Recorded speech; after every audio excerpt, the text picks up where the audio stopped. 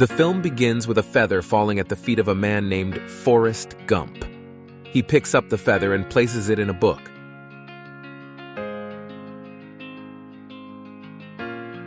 A woman sits beside him, and he starts talking about the lady's shoes.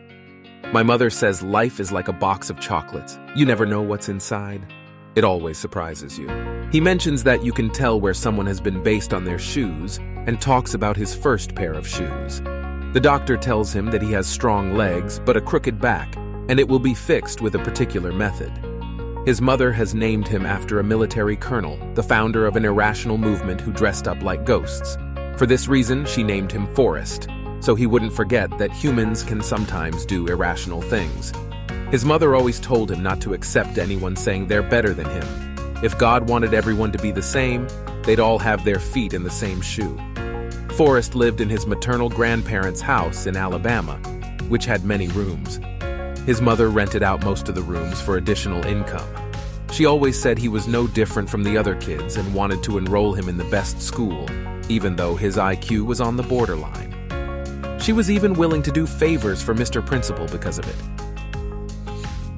Sometimes the rooms were filled with travelers. One day, a traveler had a guitar, and Forrest practiced rock dancing with him. Later, he realized that the dance and music weren't suitable for kids.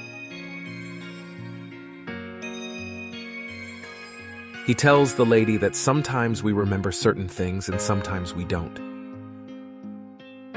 He describes his first day of school where his mother told him to do his best. He boards the school bus, where nobody cares about him and doesn't let him sit beside them. Forrest says he won't forget the sweetest voice of a girl who asked him to sit next to her. Jenny was the girl who sat beside him, the first person to talk to him. She asked about his legs, and he replied that his mom says if you think you're different, then you are. Forrest and Jenny were very close. He says that his mother always used to say that every day is a miracle. Forrest's classmates always bullied him, throwing rocks at him, making him run away. Jenny told him to run, just run, with her voice echoing in his ears. He started running so fast that his leg braces broke, and he quickly left the scene, running like the wind. Jenny lived in a family where her mother had passed away, and her father was ill-mannered. He always wished to become like a bird and fly away. Eventually, the police placed her under her grandmother's care. Forrest and Jenny grew up together until high school. The torment from his peers continued, and Forrest thought that running wouldn't get him anywhere. One day, while escaping from his friends, Forrest ended up on a football field. This incident led to his acceptance into college. He enrolled in the university and played for the football team. He was known for his running speed, and his coach would say he was the fastest dumb person in the world. The university atmosphere, with him being a student at that time, was quite confusing. The universities in Alabama had allowed the admission of black students. The governor sent troops to protect them, and with the collaboration of the governor, racial discrimination in the university was eliminated, and black students were able to join the university. A woman with her child is sitting at a bus stop. The first lady gets on the bus and leaves from there. The lady says that she was a student back then too. Forrest says that Jenny also attended a girls' college, and he used to visit her sometimes. Forrest played for a famous American team, which led him to meet the president. During a party at the White House, he drank so much soda that when the president asked him about his feelings regarding the game, he replied that he needed to go to the restroom. After playing for 5 years on the football team, he earned his bachelor's degree. His mother is proud of him, and at his graduation party, he's offered a job in the army. Once again, Forrest found himself among people heading to the army, feeling insignificant, and nobody allowed him to sit in front except for one person, a black man who went by the nickname Bubba.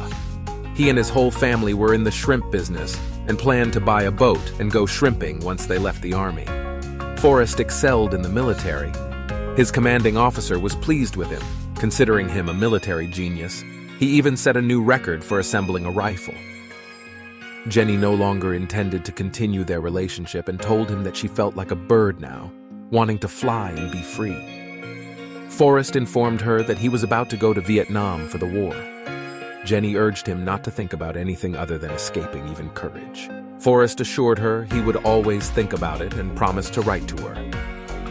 Forrest and Bubba were sent to Vietnam.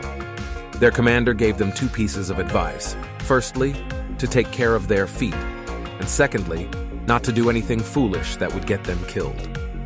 They roamed through all the villages in Vietnam. Under the command of Lieutenant Dan, Bubba said that they were really close, like 2 brothers. He asked if Forrest wanted to go into the shrimping business with him after the war. Forrest agreed, saying it sounded like a good idea. He continued writing letters to Jenny, always asking her to write to him in return. After 4 months of rain, a torrential downpour began. As soon as the rain started, gunfire erupted. Most soldiers got injured. The commander ordered a retreat. Forrest didn't understand, but Bubba said the word run. In that moment, Forrest snapped back to himself, remembered Jenny's words to just run, and he started running. He ran so far that he realized he was alone. He placed Bubba, his closest friend, down and returned to check on him. He saw another friend wounded and being carried away. Forrest was repeatedly asked for help, but he kept running back to find Bubba. Every time he returned, someone needed his help until he was by the riverbank. He told them to leave him and take care of themselves. Then he turned and fired at the enemies from behind, sacrificing himself to protect his friends. He eventually found Bubba, badly injured. He lifted him and started moving backward. During this time, the enemy was bombarding with airplanes. Forrest ran so fast that he outpaced everyone and reached the riverbank. He told Bubba that he wanted to go back home, but Bubba passed away right there by the river. As Forrest was recounting this story at the bus stop, he noticed a man sitting there. Forrest was placed in the hospital next to Lieutenant Dan, feeling distressed. He realized he had lost his legs. The letters he had sent to Jenny, which were all returned, were given to him. In the army hospital, everyone was occupied. A soldier suggested they play ping pong, saying he only needed to keep his eyes on the ball. Forrest played so naturally that it seemed like he had been playing ping pong for years. Lieutenant Dan told him that he should have died alongside the soldiers in the jungle, and that it was better to be without legs there than to be here. He said, "You cheated me out of my destiny. You just destroyed my uniqueness." Forrest was awarded a Medal of Valor. He was discharged and returned to the U.S. from Vietnam. During a ceremony, the president asked him to show where he was shot. Forrest replied affirmatively, took off his pants, and everyone laughed at his innocence. Forrest started wandering around the Capitol, accidentally joining an anti-war group. They asked him to speak about the war, but his microphone malfunctioned, and nobody heard his words.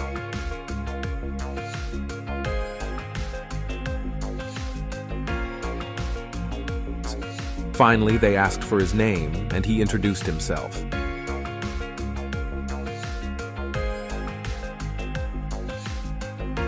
In the midst of this, Jenny emerged from the crowd, and they embraced each other.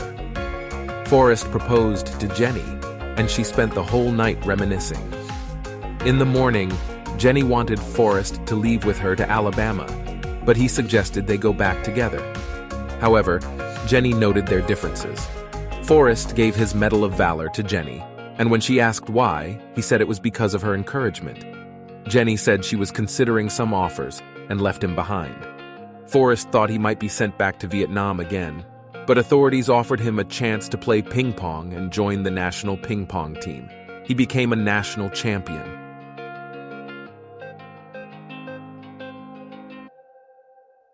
One day, he encountered Lieutenant Dan, who didn't congratulate him, but instead called him a fool and said he didn't deserve the award.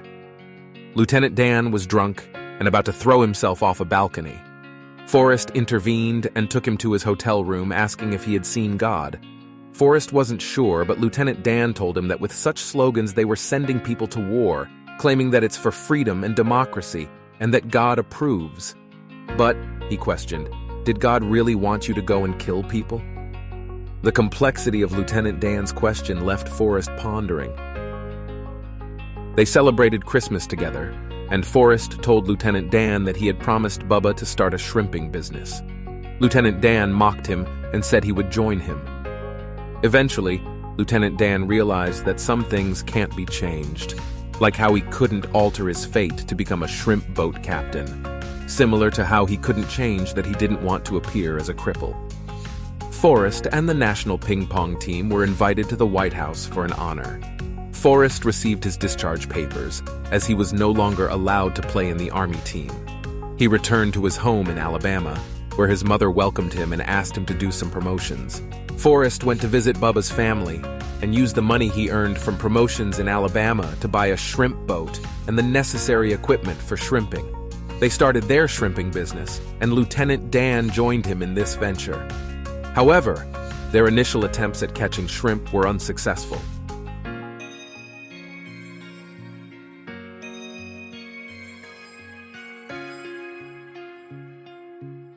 Frustrated, Lieutenant Dan questioned where God was at that moment.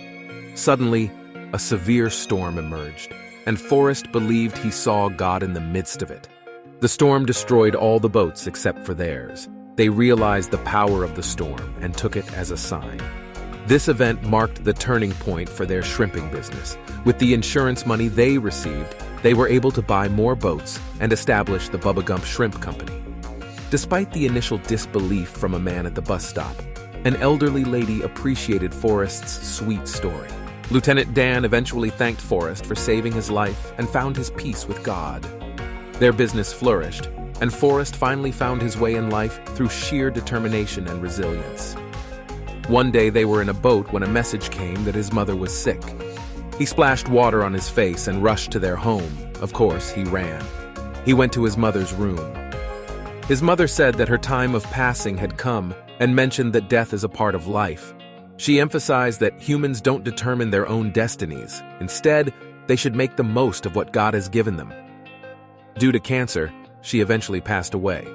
The elderly lady who was sitting at the bus station was crying. Her bus arrived, but she wanted to hear more from him. He always said that humans need wealth to a certain extent.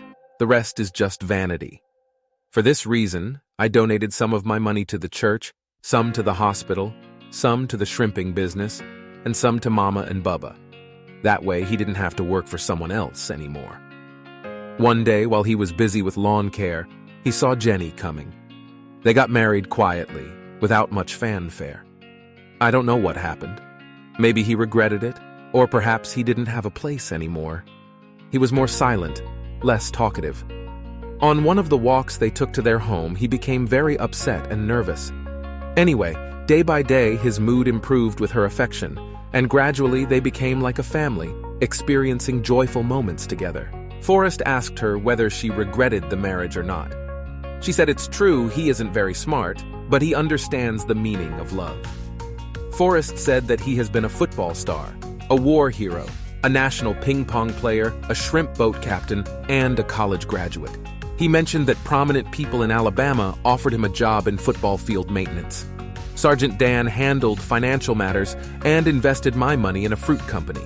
Early in the morning, Jenny left Forrest. He was very sad, and for no particular reason, he started running, all the way to the street of his hometown. He said, "I just felt like running. I ran clear to the ocean, and when I got there, I figured since I'd gone this far, I might as well turn around, just keep on going. When I got to another ocean, I figured since I'd gone this far, I might as well just turn back, keep right on going." He thought a lot, about everything, especially about Jenny. For 2 years, he was always running, and this habit of his made him even more famous. Everyone was looking for a reason for his running, and they couldn't believe that one could run without a reason now and then. Gradually, he found companions along the way, and day by day, he gained more fellow runners. They believed his running gave people hope. His mother used to say that if you want to move forward, you have to let go of the past. Perhaps his running was also because of this reason. After about 3 years, 2 months, 14 days, and 16 hours of running, he stopped and said, "I'm pretty tired. I think I'll go home now." He received a letter from Jenny asking him to come to Savannah and see her. The elderly lady who had been sitting at the bus stop next to him told him that she had come here for the same reason. She advised him not to take the bus, as the street he needed was nearby, and he started running towards it. Seeing Forrest, Jenny was happy. She apologized for all the wrongs she had done to him and explained that she had not been in a good state of mind back then. She knocked on a door and handed a child to him. Forrest realized that the child was Jenny's and that she had named him Forrest. Astonished, he asked if the child was smart like him. She explained that the child was very smart and asked if he was the father. Forrest was surprised and said that the child was the most beautiful thing he had ever seen. He asked if the child was like him, referring to his intelligence. He said, "He's really smart." Jenny explained that she was sick due to an illness and wouldn't live much longer. Forrest asked her to come back home and suggested they have a wedding celebration and live together there.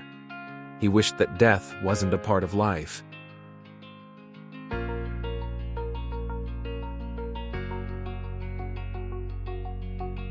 Jenny passed away and Forrest stood at her grave. He spoke to her, saying that he would reach their son and teach him ping pong and that he would go to school. He mentioned that he would leave the letter for her here. He pondered whether everyone has a destiny or if life is just a series of accidents, much like a feather drifting here and there. He concluded that certain things might be beyond our control. While they were waiting for the school bus, a swarm of books fell from the sky. When the school bus arrived, the sun came out and told Forrest that he loved him. Forrest began to dance in the sky, and candy rained down around him. I hope you have enjoyed the movie. To enhance and improve our channel, please share your thoughts in the comments. For next recap, which movies do you like?